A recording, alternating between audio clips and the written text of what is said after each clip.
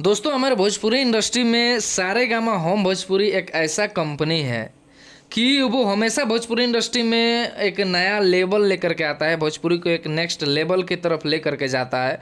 मैं ऐसा सोचता हूँ कि काश भोजपुरी इंडस्ट्री की सारी कंपनियाँ ऐसा ही हो जाए जैसा सारेगामा होम भोजपुरी करता है।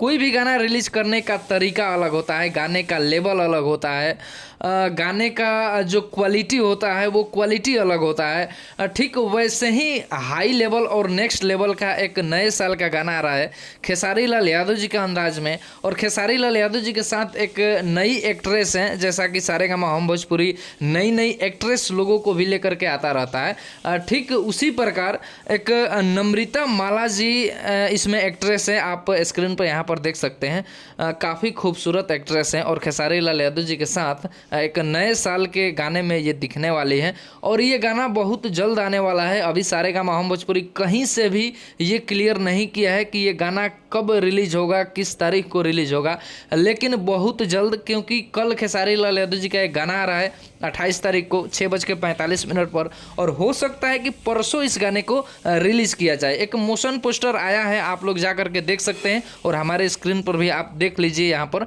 मोशन पोस्टर काफ़ी अच्छा लग रहा है देखने में, और गाने को जरूर सुनिएगा। हो सकता है परसों इसको रिलीज कर दिया जाएगा। इस वीडियो में इतना ही, मिलते हैं नए वीडियो में किसी नए अपडेट के साथ। हमारे साथ बने रहिए और सब्सक्राइब कीजिए पिस्टल भोजपुरी को।